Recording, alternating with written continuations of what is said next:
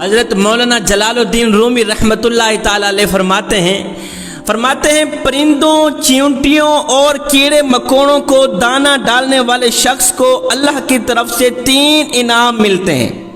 پہلا انعام، ایسے شخص کے گھر میں فاقہ نہیں آتا۔ جو شخص کیڑوں کو دانہ ڈالتا ہے، جو شخص پرندوں کو دانہ ڈالتا ہے، جانوروں کے ساتھ بھلائی کرتا ہے، ایسے شخص کے گھر میں غربت نہیں آتی، فاقہ نہیں آتا۔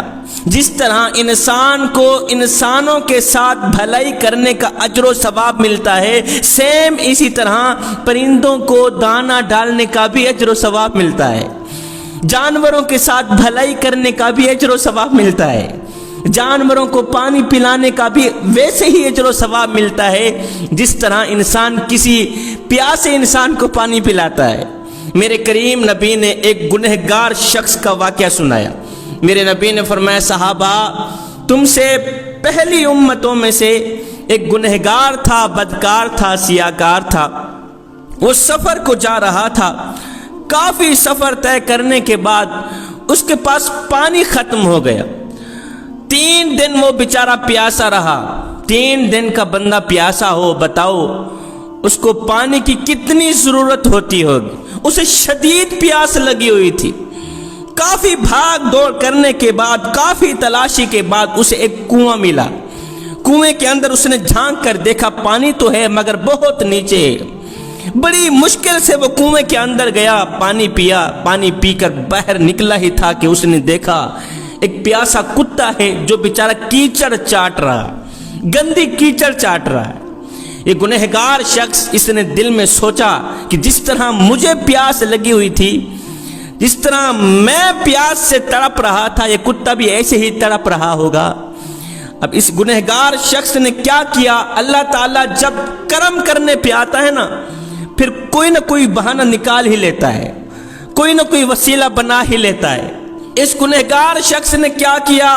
پھر گیا کنویں کے اندر، بڑی ہی مشکل سے کنویں کے اندر گیا، پانی تک پہنچا، اپنے موزے کو پانی سے بھرا، دانتوں سے پکڑ کر کنویں سے باہر نکلا۔ اس پیاسے کتے کو اس نے پانی پلایا۔ یہ گنہگار شخص مر گیا، فوت ہو گیا۔ مرنے کے بعد خواب میں کسی دیکھنے والے نے دیکھا کہ یہ گنہگار شخص، یہ پیاسا شخص جنت میں ٹہل رہا۔ دیکھنے والے نے حیرانی کے عالم میں گمسم ہو کر پوچھا، میاں تو گنہگار تھا، بدکار تھا، تیرا ٹھکانہ تو جہنم میں ہونا چاہیے تھا، تو جنت میں کیسے ٹہل رہا ہے؟ اس نے کہا، چپ کر، اب میں جہنمی نہیں ہوں، الحمدللہ اللہ تعالیٰ نے مجھے بخش دیا ہے، میں تو جنتی ہوں۔ اس شخص نے کہا، آخر کون سا ایسا تو نے نیک عمل کیا تھا؟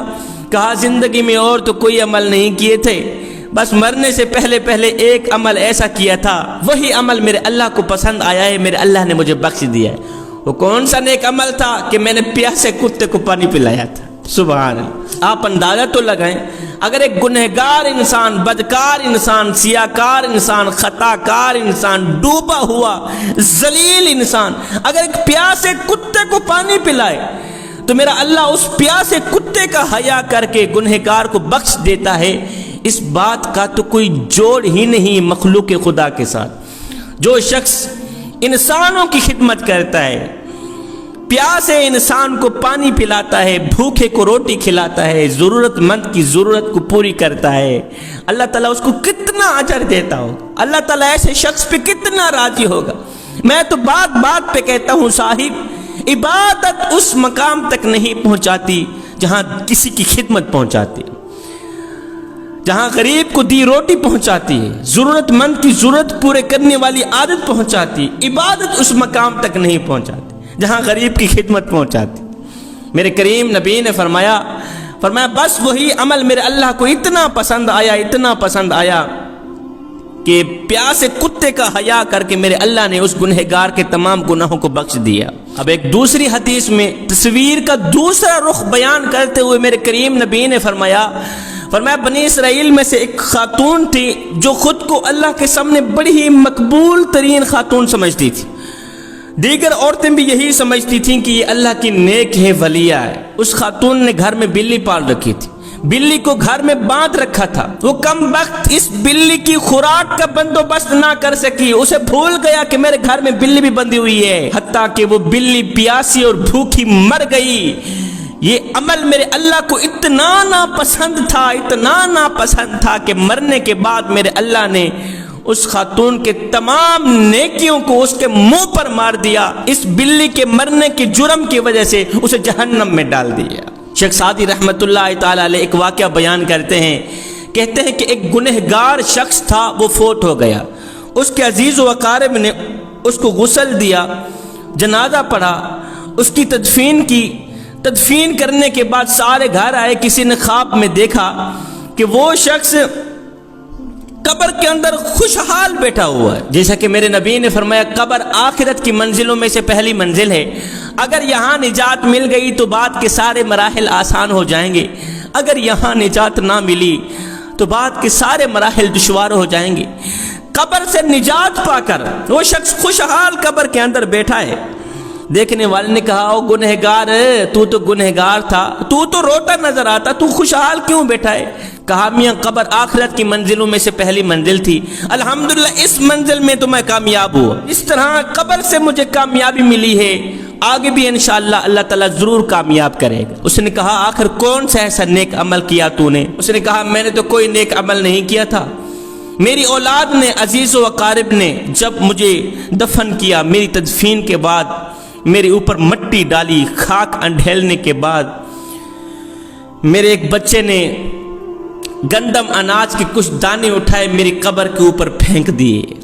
गंदम अनाज के कुछ दाने उठाए, मेरी कब्र के ऊपर फेंक दिए और सारे वापसी की तरफ चल दिए। परिंदे आए, एक एक दाना उठाकर चले गए। उनमें से एक परिंदा ऐसा था जो सख्त भूखा था। उस परिंदे ने एक दाना उठाया, मुंह में लिया, ये कहते हुए उड़कर चला गया, मालिक जिस मकसद के लिए लोगों ने यहाँ दाने फेंके हैं उनका वो मकसद पूरा फरमा। जबकि मेरे बच्चे ने इस मकसद के लिए मेरी कब्र के ऊपर दाने डाले थे कि चरिंद परिंद कीड़े मकोड़े खाएंगे और ये मेरे बाप के लिए सदका जारिया बन जाएगा, और इसी अमल की वजह से अल्लाह ताला मेरे बाप को बख्श देगा। मेरे नाम पर मेरे बेटे ने भूखे परिंदे को एक दाना डाला है, बस उस दाने के सदके से अल्लाह ताला ने मुझे कब्र से निजात दिलाई। अल्लाह ने मुझे कब्र के अजाब से बचा लिया है। एक दाने के सदके अल्लाह ताला ने मुझे कब्र की कीड़ों से बचा लिया। हज़रत मौलाना जलालुद्दीन रूमी रहमतुल्लाह ताला अलैह फरमाते हैं, परिंदों, चरिंदों और कीड़े मकोड़ों को दाना डालने वाले शख्स को अल्लाह की तरफ से 3 इनाम मिलते हैं। नंबर 1, उसके घर में फाका नहीं आता, उसके घर में गुर्बत नहीं आती, गुर्बत के जनाजे निकल जाते हैं, अमीरी उरूज पर आ जाती है। नंबर 2, ऐसे शख्स के रिज़्क में अल्लाह ताला बरकतें डाल देता है। नंबर 3, हलाल रिज़्क ऐसे बंदे को ऐसे तलाश करता है जैसे मरने वाले को मौत तलाश करता है।